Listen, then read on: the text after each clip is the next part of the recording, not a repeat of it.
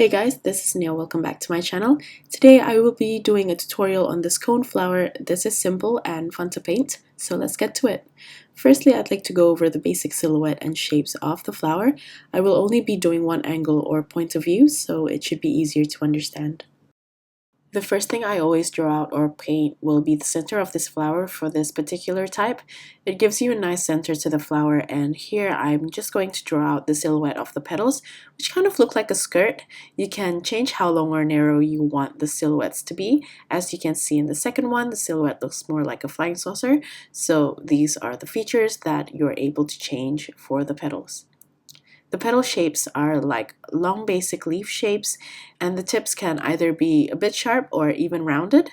This is something that you can play around with and will come down to your personal preference. For the placement of the petals, you can try out by drawing lines directing to the center of the flower and make sure that the bottom creates a rounded fan shape instead of a straight line. Once you figure out the direction of the petals, then you can go ahead and place the petals. If it's a bit hard, you could even draw the petals within the silhouette first. These flowers are not the dense type, so try to not go overboard with the petals. And drawing something that looks a bit too thick, it's okay to have gaps here and there. In fact, that would make your painting a bit more delicate when you include some negative spaces. Once you're comfortable drawing the exercises out, then you can try to draw the real flowers facing different directions. I won't go over the leaves for this one because I'm just going to paint them as basic leaf shapes, folding in different directions.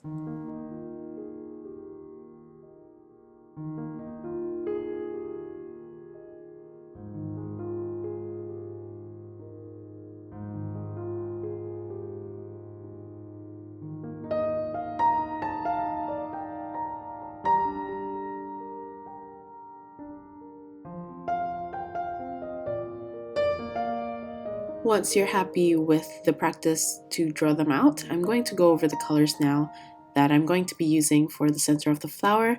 And for this, I will be using three colors, which is vermilion, mineral violet, and permanent yellow deep.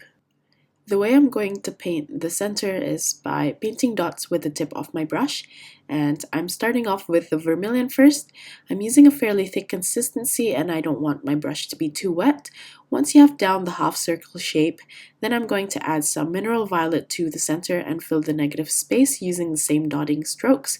When the paint starts to touch the red part, try to make sure that the mineral violet doesn't travel all the way to the tip of the red, but you still want to create a nice transition between the two colors. After that, I'm going to add a touch of permanent yellow deep on the outer area, creating a nice transition. You can also mix a bit of vermilion and permanent yellow deep to create a nice orangey color to create less contrast. Try to keep a lot of the negative spaces within the center of the flower so it doesn't look too bulky. Next, I will go over the colors of the petals. I'm going to be using quinacridone red, permanent yellow deep, crimson lake, and also white to create more of a pastel color. For the petals, there are going to be options. You can either use a mixture of quin red and white to create a nice pinkish color, or mix that with permanent yellow deep if you want more warmth to the color of the flower. The ratio of the permanent yellow deep to the quin red could also be varied, and it's really up to your preference. As for the crimson lake, I prefer to use this color as is if I'm going to paint any petals behind the main ones. For the stems and the leaves, I'm going to mix permanent green, olive green, and hooker's green. The only difference for the color mixtures will be the ratio of this. For the stem and leaves, I want to keep it quite light, so I'm going to be using the permanent green as the main color and the olive green and hooker's green to slightly mute the color and darken it by a touch, so the color isn't too bright. As for the shadows of the leaf, I'm going to add a touch more olive green and hooker's green to create a darker green, but don't go overboard with this or else the leaves might look a bit too heavy compared to the flowers. You can try to paint the individual flowers first, but to save time, I'm going to paint them and explain to you the process. Feel free to watch this before painting along so you get to understand the steps before painting your very own flowers. For this, I'm going to paint 3 flowers all at once. This way I can also save time and waiting for the paint to settle. And I'm thinking of something like a triangular composition, so I'm going to scatter the center of the flower depending on how I imagine the placing as a start. I'm using vermilion to start with a half circle on top of the center, making sure that I'm doing small dots and leaving small areas white. If not, you'll end up losing the texture and the center of the flower will look a bit too heavy. And after that, I'm going to build up with the purple or mineral violet, making sure that there's a slight transition between the two colors without the mineral violet traveling fully across to where the vermilion is.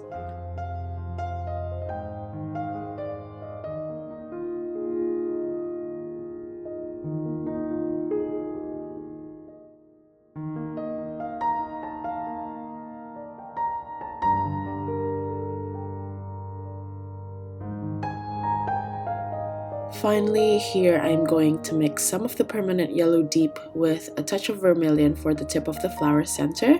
In the beginning, my ratio was a bit off, so the transition became too subtle, and then I ended up adding more of the permanent yellow deep. But if you like more of a striking contrast, please use the permanent yellow deep as is without mixing any vermilion, so you will have a nice rich yellow color as the tip instead of a light orange color, and this will also increase the vibrancy. Meanwhile, I'm also looking at the placement of the mineral violet. While the paint is still wet, you can technically move the colors around slightly, so it's a good chance to control certain areas.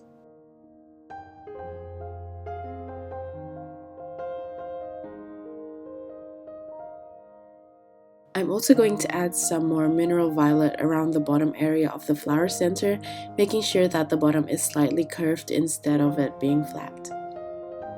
We're going to move on to the petals now, and here I'm going to start with a pink tone, and to make that I'm going to mix quin red with some Chinese white.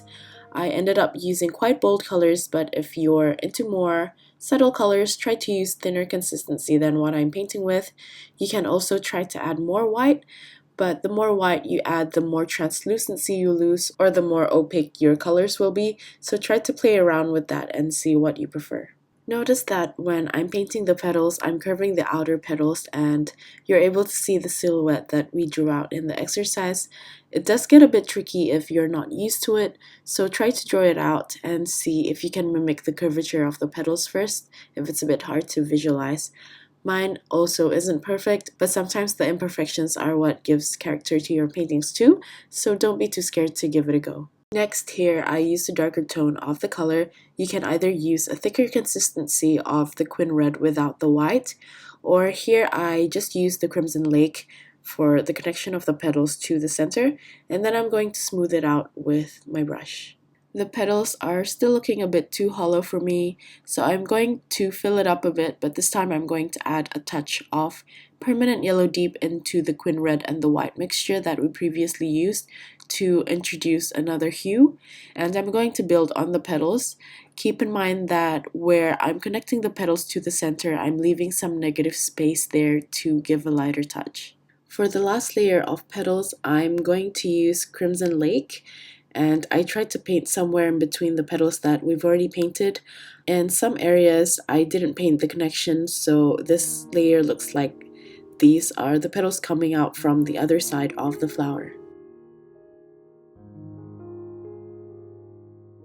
I'm going to move on to the other flowers now, and I'm going to use the same steps, but this time I'm going to introduce different colors to the petals using the same colors that I already have on my palette, but just slightly adjusting the ratio.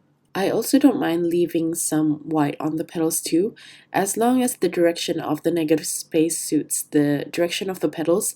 This would actually enhance the painting. For this flower, I also felt like the petals are already dense enough, so I didn't add more layers in between the petals. I just went straight to the Crimson Lake to depict some of the petals behind it. after I finished this flower, I felt like it's a bit too tilted for my liking, so I ended up adding one more petal on the left side that is a bit too long and it didn't suit the form of the silhouette, but I didn't mind it so much in the end, so I left it as it is. I think it suits the purpose of adjusting the weight of where the flower is leaning. I'm going to move along to the next flower now. I ended up speeding up the process of the last flower and this one because I'm basically using the exact same steps. I hope you guys don't mind too much and hopefully it's still understandable and easy to follow.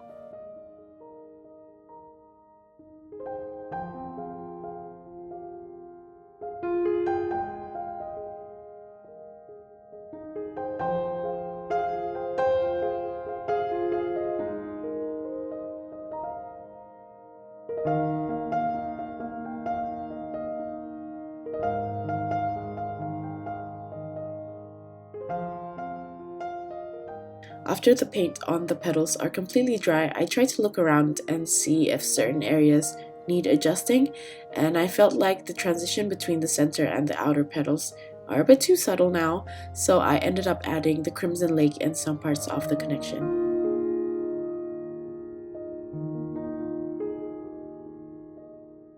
Next, I'm going to move along to the stems and the leaves of this painting. I'm going to mix all three greens that I have on my palette, but I'm going to add a larger proportion of the permanent green or light green because I want the stems and the leaves to have a brighter tone.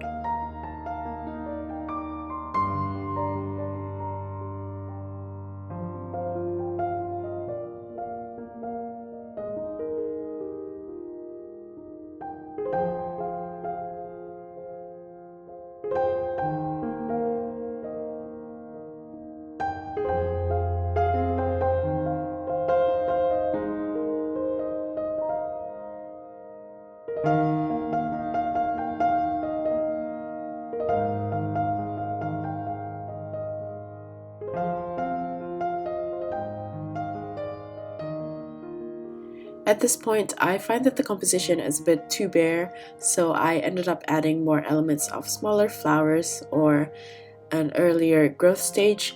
And for this, firstly, I'm using a mix of quin red and Chinese white, and I'm painting lines to form a fan shape. And while I wait for that to dry, I'm also going to paint a smaller flower. I'm going to start with the center first and follow the same steps as we previously did, but just on a smaller scale.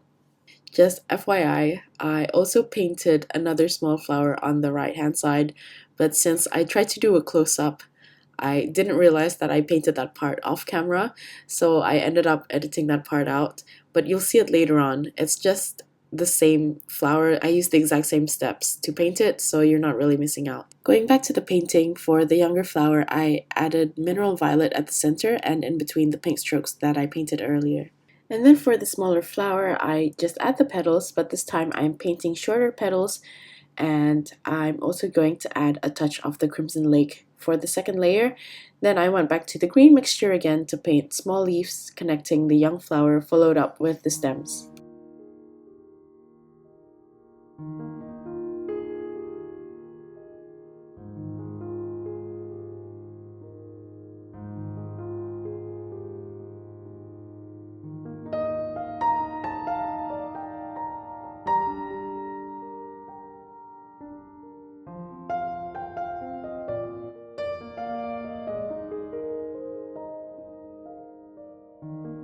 To finish off, I'm going to paint the leaves, larger ones on the larger flowers and smaller ones on the smaller flowers.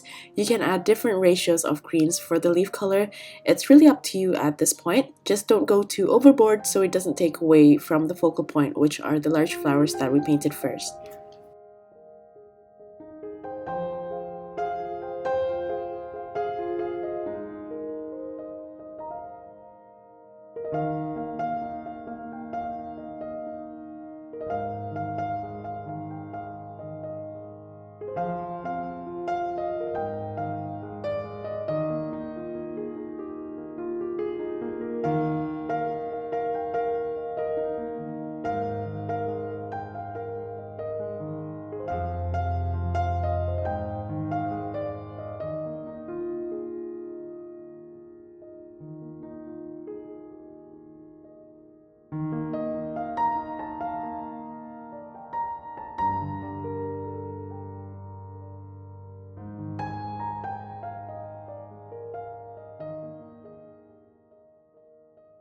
I'm also going to add a darker green to give slight folds to the leaves, using more of the olive green and hooker's green into the mixture to create a darker tone.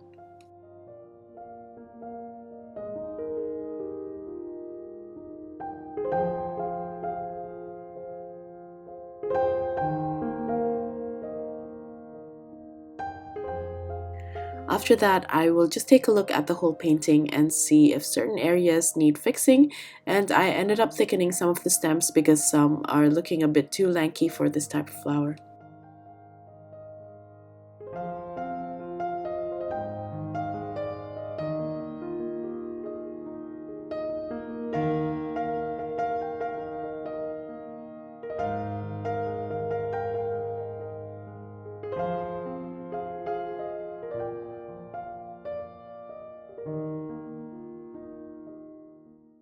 And we are finally done with this painting. I hope you guys enjoyed this one and learned something new. Thanks for watching till the end, and I'll see you at the next one. Bye!